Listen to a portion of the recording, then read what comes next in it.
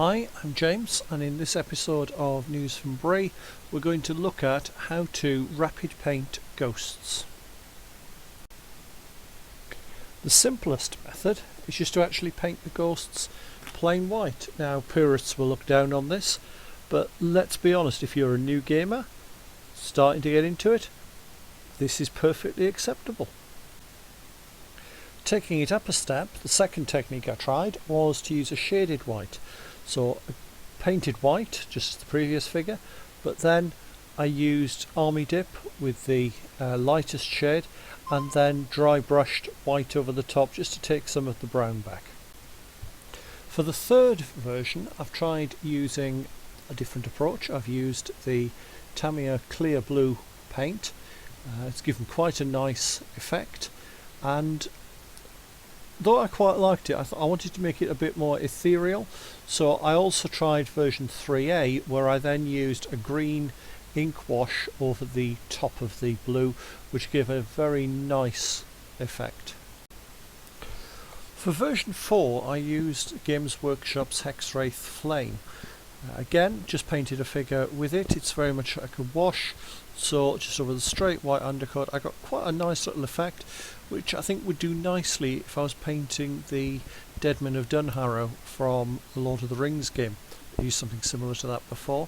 I also then tried a version where I then put a green wash over the top to give a slightly darker colour, which I quite like as well. For the final version I used just a green ink wash straight over the undercoated figure, but I then applied a slight highlight using a very light grey just to give it a little bit more definition. And again, that seems to have worked quite nicely, as you can see from these figures. Collected here then we have all the different examples, all the different trials I came up with. They all have got their advantages, they've all got their disadvantages. So let's have a look at what the wizard thinks. So, time for the wizard's verdict. Well, I've got two that I think I will use again. The figure on the left is the most time consuming of them to paint, with the dry brushing to get the shading. Having said that, that figure was completed in about 5 to 10 minutes total, excluding drying times. So it was a very quick paint. Having said that, the one on the right was done even faster.